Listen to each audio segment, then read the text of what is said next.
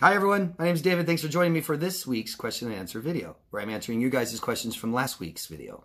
Any questions you guys have, please, I encourage you all to go down below into the comment section, ask me anything you want, and I will answer them in next week's video on Monday.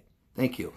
I recommend something every week, and books and other channels and sleep remedies and things for anxiety, depression.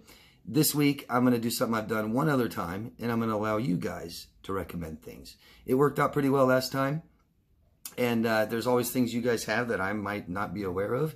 So instead of me recommending one thing, let's have you guys recommend a ton of different things. What works for you? What's helped you the most? I'd like to hear that and know, and other people would too. So if you're watching this video, go down and read the comments. Always in my videos, read the comments. You guys have awesome things to share and experiences and recommendations. So thank you.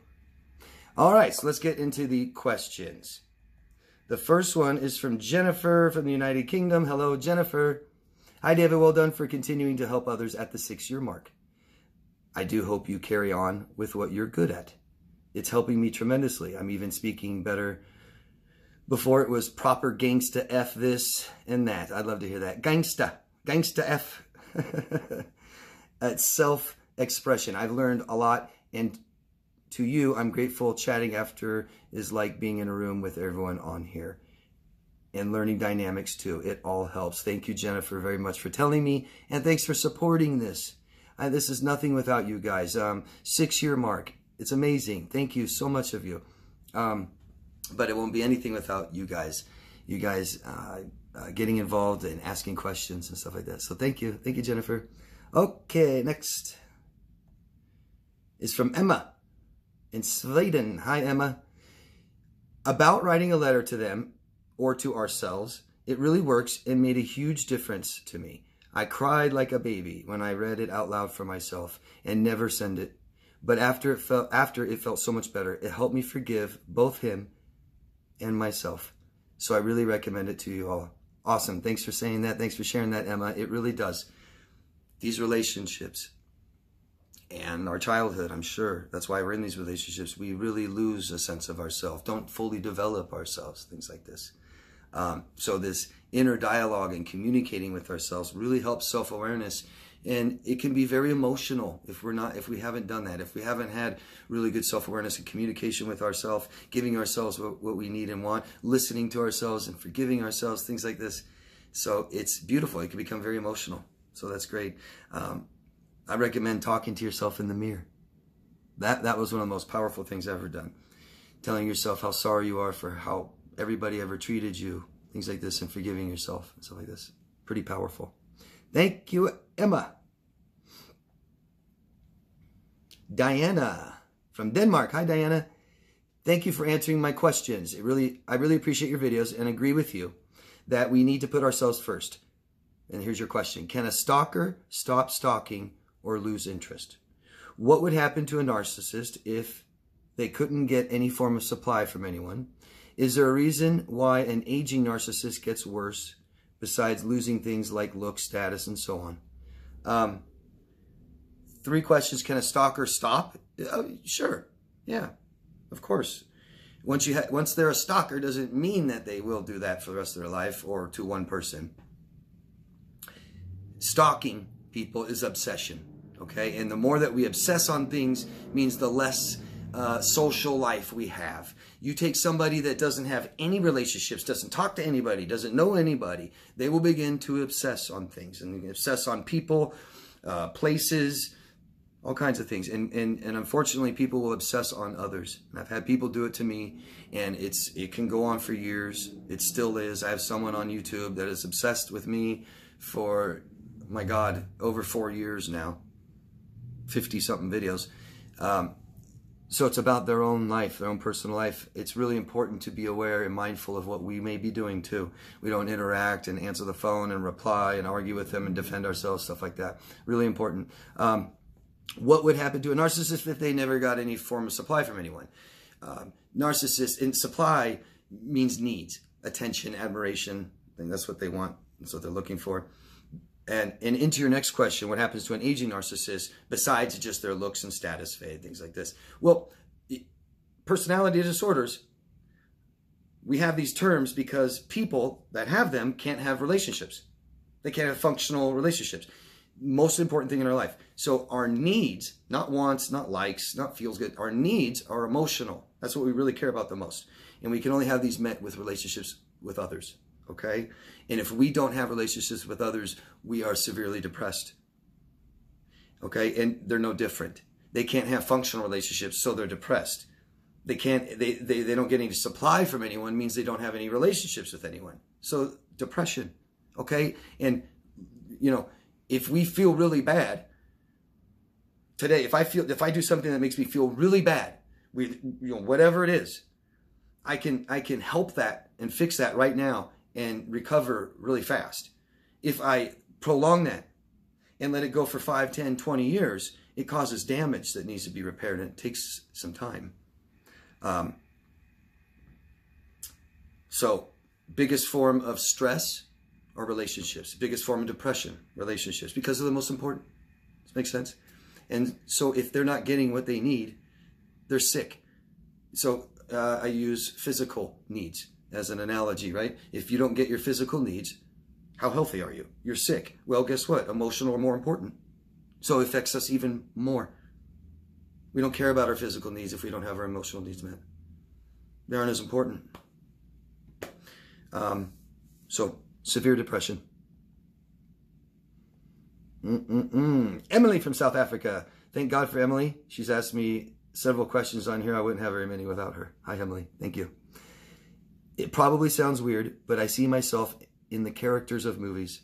I used to watch the same movie every night, obsessively. It felt like it helped me or felt safe or something. Yeah, and you'll have a lot of men or younger men, boys, like video games, right? And kids like cartoons and stuff like this. It's a form of escaping, isn't it?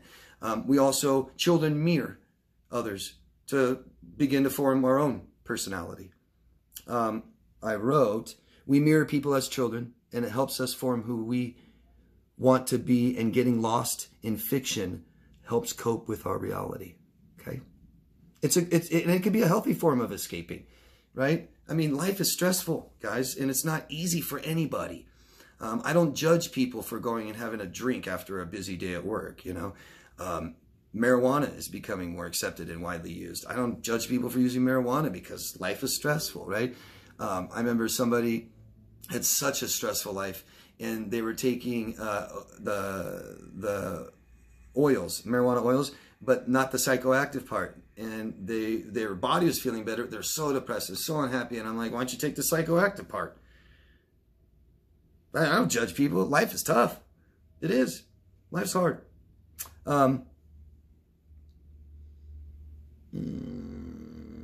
Emily says, recently I feel different. I think it's better.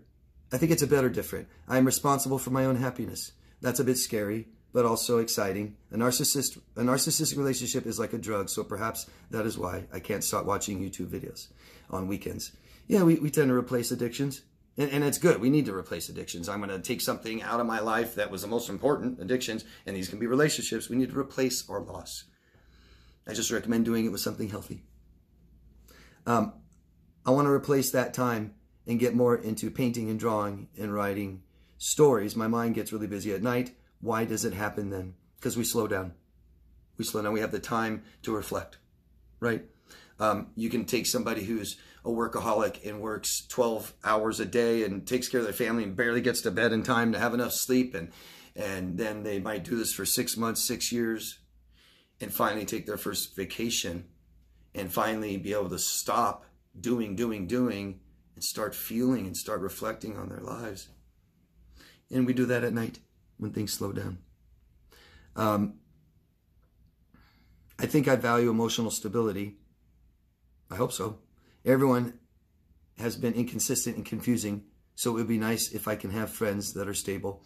Why does it feel like there are two groups of people, us and them, opposite personality types? You don't own anybody anything. I really like that statement. Thank you, Emily. And this is kind of forms of splitting, okay? When we're traumatized, it's something borderlines do big time, okay? And anybody with PTSD and things like this, we start splitting. It's a safety way of thinking. Okay, if you're traumatized most of your life, you begin to live your life with just life or death, good or bad, happy or sad. And every day of my life, you're here to help me or hurt me. Which one is it? And that's our brains taking over. We lose a sense of who we are. Our brains take over. That's not who we are. Our brains care about staying alive. It doesn't care about what you need. It doesn't care about being happy or sad or anything else. Just stay alive. And it's a lot easier to stay alive, to not have anybody in my life to hurt me, because that's what's always happened. And so I'm going to just be waiting, and everything is good or bad. An example of splitting, it would be, I go to a restaurant and I get bad service, right? First time. So I go and tell everybody how bad the whole restaurant is, or the whole night staff, or the whole day staff. It's like, it was just one person. Okay? And it's just your brain taking over. This is caused from trauma. Your brain will relax when you're not stressed, when these sources of stress are gone in our life, which have been for you toxic relationships. Biggest source. Thank you, Emily. I think you have another one. This is from Penny Rose from Arizona. Hi, Penny. I was married to an extremely narcissistic person, 27 years. He discarded me regularly. When he discarded me and moved out the last time, I went no contact and filed for divorce for 4 years. I have 3 adult children, 2 still live with you. You listen to these videos regularly because things trigger you. My adult children are sometimes like flying monkeys for your ex-husband. You don't want any kind of relationship with anyone. You're still suffering from the abuse. You feel broken. You've had no success finding counseling. I'm sorry. The therapists have not been trained in treating this type of trauma. You have a very active life. You're a leader in your community, faith-based activities. What are the skills required to treat narcissistic abuse and trauma in a therapist? I'm afraid that I might have to isolate myself from my family and friends in order to not be triggered. Did I stay in this dysfunctional marriage too long? Is something inside my brain broken? Nothing feels good or bad. Everything feels numb to me. I'm not able to pursue my goals or dreams. I'm stuck. How do I proceed? How do I find help? What else can I do to heal my life? I'm really sorry, Penny. I'm really sorry, Penny. And again, I have to be careful. I'm not a doctor, so I'm not diagnosing anybody. And this is my opinion. Like, you have an opinion, everybody. What you're describing sounds like PTSD, some form. I have a traumatic relationship. Most relationships, they end however they end, even if it's horrible, even if they die, we start feeling a little better after about 2 weeks. If not, we're just obsessing and feel the exact same way. That's beginning of post-traumatic stress disorder. You said, did I stay too long? This causes a lot of damage. That is repairable, okay? But try to understand that the stress from this relationship can come from any relationship you have. If you were married to someone who abused you for years, it's because, in my opinion, it's because you've had dysfunctional, neglectful, maybe abusive relationships your whole life, your childhood. You haven't healed from that, so you're still doing it. So I have to say goodbye to my family and friends, or I get triggered. Is that just normal relationship stuff, or are they neglecting and abusing you? You need help. You acknowledge that. You want help. You said you've tried it. You can't find help because the counselors you've met don't know how to help you. And not everybody can, okay? We go to specific doctors for specific reasons. Same with counseling. Unfortunately, a lot of counselors have only formal education. You take a 60-year-old counselor, they may have been out of school for over 30 years. That's over 30 years old, and the material they learned over 30 years might be 20, 30 years old. So things change. We're learning more. And so the unfortunate things that a lot of therapists do is they stop their education formally and don't keep learning. cptsd is not even in the DSM yet. You need talk therapy, period. There's 4 types. Familial, you need that. If you want to have relationships with your family, I'm guessing you and your family all need help, and the relationships you have with your family need help. If you want to keep those relationships with your life with you, don't have to. If you want to, you all need family therapy. If they won't get it, what are you going to do, Penny? Okay? Interpersonal therapy, you need. Cognitive behavioral therapy, you might need. Dialectical behavioral therapy, you might need. So some things to look for, or tell a therapist, this is what my problem is, this is what I need. I've been emotionally neglected and abused for a lot of my life. I can't have functional relationships, not even with my own children. You need, and your children need therapy desperately. Your children need therapy. Unfortunately, you can't force that because they're adults. What are you going to do, Penny? You have 2 people in your house and another one that's flying monkeys. That means they're abusing you. That needs to stop. If you want to get better, you want to have any relationships in your life, it needs to stop. What are you going to do? You can't control them. So, family, you need talk therapy, okay? You might have post-traumatic stress disorder, complex. That's what it sounds like. You don't need a therapist to know about narcissists, and that's a big misconception. You need someone to understand and validate your feelings. That's what a therapist needs to do. Listen to you, allow you to talk about your relationships. When you start getting a therapist, oh, I don't want to talk about them, or I'm not going to diagnose them, and then just go to somebody else that will. There's different types of therapists. There's different types of therapy. You know, I just explained like an old style. There's also new styles. Don't talk about the past. Only talk about today. Don't talk about people and relationships and stuff like that. That's ridiculous. It doesn't work. I hope that helps. Family, narcissistic family dynamics, childhood neglect, which is trauma. You have child emotional trauma, I'm guessing. That's why we keep doing this in adulthood. You don't want to ever have a relationship again in your life. Sad. But you do. You have relationships with your family and your friends, you said. These need to be fixed if they're unhealthy and not functional. Of course you don't want to have any more relationships. Most people that had horrible childhoods don't even want children. If you have horrible relationships, you don't want more. This is what professionals do. They help you evaluate these relationships and learn how to make them function or end them. Okay? I hope that helps. Let me know. Let me know, Penny, what you think, and if you understand what I'm saying. Okay? If you have any more questions, ask. Good luck. Good luck. Don't ever stop finding the help you need. There is help available for you. Big time. For all this stuff, there is. And I'm sorry you haven't had much luck. Don't give up. And Emily again. Why does my mom change personality so abruptly every 2 weeks? She knows, she throws tantrums and is extremely invalidating, and you can see that she's enjoying it. Is it normal? Well, first of all, to see someone's enjoying it means you're reading their affect, and somebody who does not know who they are at all, their feelings and their affect sometimes, a lot of times, don't match. For instance, we've all hidden pain. No, I'm fine. No, I'm okay.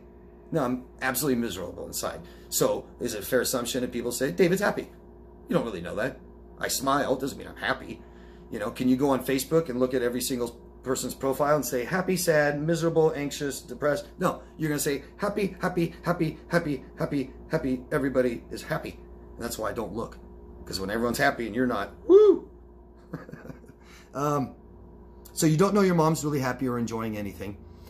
Your mom, and I know enough to say things now, Emily, you've told me enough about your family, and your mom has no idea who she is.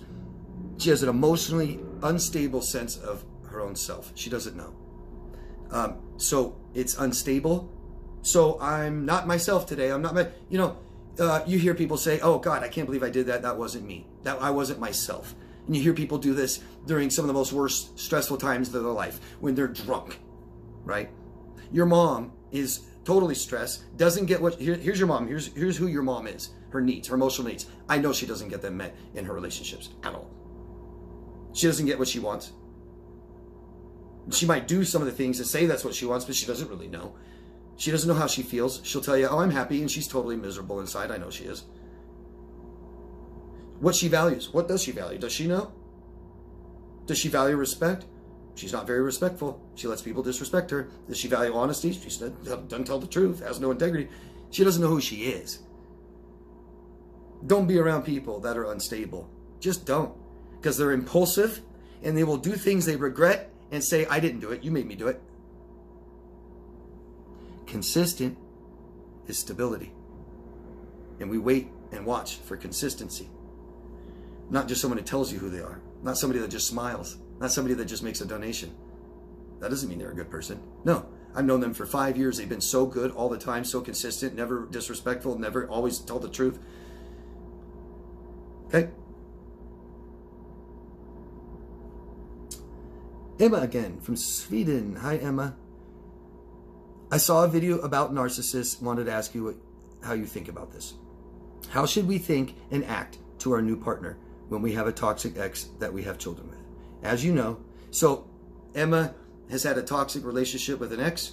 Now she has a new relationship with a boyfriend, and she not sure what to say to the new boyfriend, how much to tell them. You've told him a little bit, and he's like, God, he's weird. And you don't want to turn him off, make him run away, and things like this. So Emma, your relationship and your problems are yours, okay? And they need to be fixed and addressed if you have any. I'm not trying to say you do have problems. We all do. Your problems are yours, and we get them fixed. And if you need professional help, you get professional help. Your boyfriend's not here to fix anything for you. But I don't see a problem always, and it's good. Tell your boyfriend how you feel, right? So if you feel horrible all day because of your ex, there's a problem. You need to get that fixed. So you could tell your boyfriend, oh, I feel so horrible because my ex did this and that. Now you brought that into the relationship. But saying, he says, how do you feel today? Oh, I've been pretty down today. It's just about my ex, but I'm going to speak with somebody tomorrow about that. And I think I'm going to go make an appointment to talk to somebody. Do you see the difference? So telling someone how you feel is great. But if you're always feeling bad and you're always telling them, and it's always because of the ex relationship, we need help. And then you tell them, I'm going to get help. I need help with this relationship. I see I'm bringing this into this relationship now, and I don't want to bother you with these things. Because if you're talking to your boyfriend about your ex, that means you need to. It means you want to. But appropriately, it may not be appropriate to him. I hope I answered your question. Let me know, Emma. Okay, thanks. And I hope this relationship works out for you, too. Jennifer from United Kingdom again. Hi, Jennifer. I didn't explain my question well regarding silence. I meant to ask, how does silence to the narc? Okay, so I thought you were asking me, how does silent treatment affect us? You want to know, how does the silent treatment affect a narcissist? Like us, I went way into detail. I made a whole video about it last week. It's rejection. It causes introspect, which can hurt. It can cause depression, anxiety. We go into panic. They do too. You and I, if we're suffering in these bad relationships, we may not be very good at this, but we have the ability to self-soothe, to take care of ourselves, to give ourselves what we need. Narcissists do not. So silent treatment, they're in panic and they're going to go to somebody else. Some of us do this. I'm dependent on what I need and I can't give it to myself, so I need somebody. The best way to get over someone is get it under a new one. Well, what, you just need to have sex? No, it's emotional needs. You're just not self-aware of that. I'm not saying you, Jennifer, but this is a dilemma a lot of people find themselves in. So they feel rejected, they feel scared, they feel lost, they feel confused, they feel totally alone, totally bored, totally lonely. I'm not kidding. And they latch and find somebody else. There is no other alternative. There is no, well, I'm just going to be single for a while, screw it, I don't want to date anybody. No. There is no, oh, well, I'm just going to take care of myself and give myself what I need. And no. Maybe drugs, alcohol, that might suffice for a little while. Hope I answered your question. Let me know. Thanks, Jennifer. Emily again, is having difficulty in speaking or articulating what you want to say a sign of trauma? How do I know what is normal or healthy for other people to do in a relationship? I wish you could come with me and say what this person said was wrong, or you should say this and that. I don't know what I don't know, so I don't know what to ask. It's okay, Emily. You're navigating relationships and you've had poor teachers. Real poor teachers. Really bad teachers. I'm sorry. It's not your fault. I'm so proud of you, what you're doing for yourself. Trauma, we're talking about emotional trauma, childhood neglect. It is the worst thing. Worse. Neglect, emotional neglect, is about communicating, right? So if I don't get if I'm emotionally neglected in childhood, that means my parents are communicating with me less. It can be to the point, like where people have, narcissistic personality disorder, borderline personality, antisocial, to the point where you can't communicate at all. Completely. None. Have no idea how to communicate, have no idea how to tell about how you feel and be vulnerable and ask for what you want. None. So communication is deeply affected by emotional neglect because there wasn't enough. I didn't learn. Okay? And I wish you could come with me. I wish I could too, Emily, but that won't help you. Having somebody else do it for you won't help you. What will help you is have somebody help you and hold your hand by talking every week, holding you accountable, making you more self-aware by talking about yourself and how you feel and what you want, what you need. Okay? That's what we need. And you're getting it. So that's good. Let me know how it goes. Communication gets better with practice. Learn to be vulnerable. Learn who you are more. Self-awareness is better communication. I feel this way. I want this way. I value this. I need this, right? If I'm not self-aware, I don't know what I want. I'm not going to tell you how I feel. I can't even ask for what I need. Okay?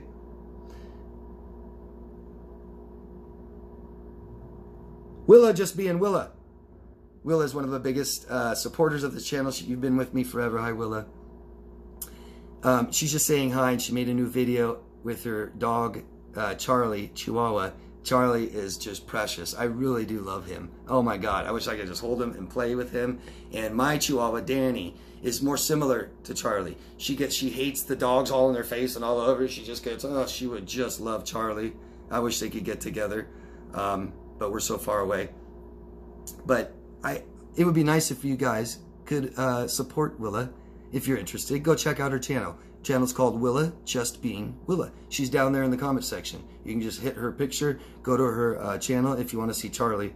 He is absolutely darling. Thanks, Willa.